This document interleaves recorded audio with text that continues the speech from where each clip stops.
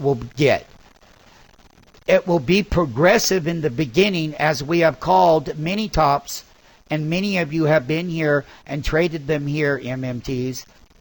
And not only that, they've always been accurate. And the reason why they're accurate is because we're not basing on what if. We're not giving elaborate opinions. We're not here to justify, minimize, rationalize of what it may or may not do.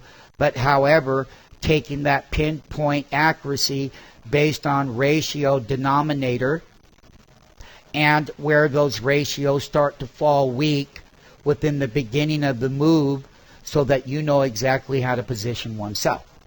So therefore, MMTs, when you are looking at their video and you put it in your library there, what you're looking for is the break below and resistance at this bar, 1135. 1135 comes down to the next area of support, which is going to be half of this bar. That's the later part. That's the last 3-week move. That's the topping pattern that's in play. That's the current turn mathematically here. Now, we're looking at what this downside would be, and that would be a break below half of that bar there. That number will be 1122.43. And it will also act, each one of these half bars, just as we did here, will act as a support level, because we did close above 1135. But we know that this last week that intraday low undercut that 1135 number by a few handles. See, the low is 11 right here, and there's the 1135. That was the intraday low of the week, and we did go below it, but the trend has not totally collapsed, because the simple fact is that until I'm below that and close below that at resistance, I am only going to be in a range. I am not going to be able to say that I have a clear directional change until that occurs. Because without that occurring, then I'm not going to get the downside of the trade. Now let's take a look at the invert of what an upside move would look like in the S&P. And I've already told you that there are certain key weekly bars over here. When we were going through the topping process, I'm sorry, it's going to change the chart. But here, let's see if it does. Yes, it did. What we're going to be watching is this bar way over here, and I'm going to go see where that highlighted number is. That happens to be 1184 on the S&P. And that was a resistance level on 4-5 when we were peaking in the beginning of that April movement, as we were going through the last part of that, up until when we called the top here, and we got the live entries, the live videos, and the live MMTs online when we were shorting it. So, you know, that's what we did, and this video is for them. Doesn't matter if the viewer that doesn't quite understand what I'm talking about believes it or not. We're not here to convince you. We're here to train our MMTs. So if you want to find out, take a free 5-day trial.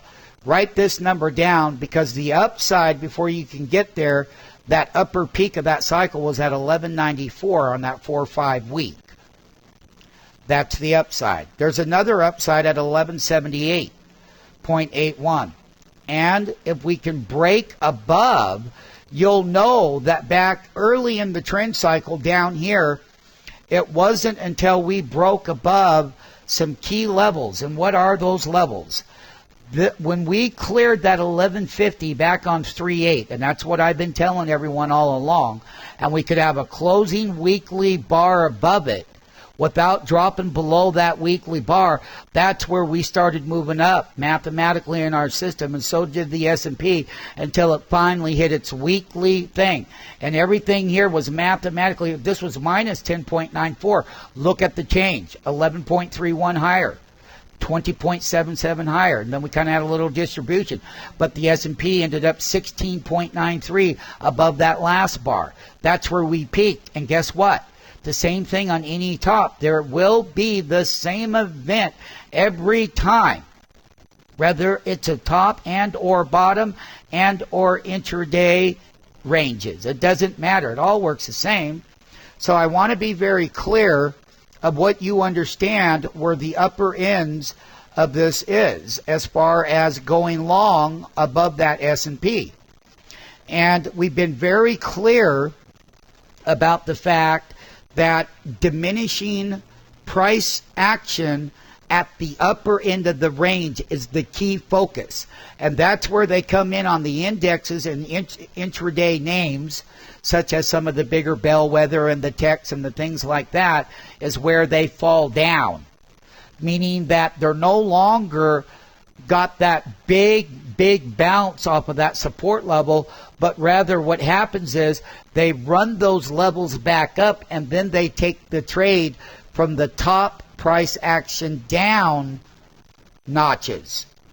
Could be $4, $5, $6. We had it in Apple. We've had a lot of classical patterns and individual names that are coming into play that are confirming what the behavior of tops are. So basically, MMTs, this is the strategy. You know both sides of the market, because we will be doing our put and call spread here in a while, and we're going to go look at the imbalance ratios on one side of the market and where that other mathematical balance is on the other side of the market, and why the public always loves that positive ratio, because that's where they love to get in at the top. Versus in our system is this is where people don't want to be. They don't. When they go through that big down move and we start up, these are buy triggers in the system. These are pullback triggers. They're back up above the breakout, and we had a right one and right number 2 breakout at that weekly breakout bar and this overall trend structure that started back here in this week rally up until currently. This was that whole double week rally right here. It started up, it held half of the bar, it held that line, we came up, we hit, we broke below half of the bar. That's when the pullback was in play for August. We knew, MMTs, because you were here when we were shorting these moves down in the S&P. And that's when the VIX was rising. The fear indicator started to go up. And August turned out to be the worst August in, I don't know what it was, 9 or 10 years, something like that. But here was the key break.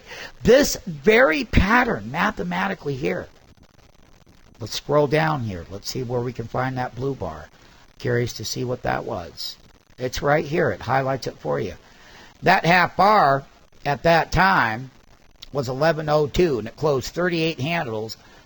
Look at that diminishing factor till we got down to the bottom. But here's the thing. You're looking for this kind of bar. What that would mean is you would have a heavy down week. It would start at the top. It would break that line. It would undercut the next line. And that's what you're trading. And everything else is in there that guides you through it. So this is what you're looking at. You're looking for this bar to, when that happens on a weekly level, you know that that would be the beginning of a pullback at a market top.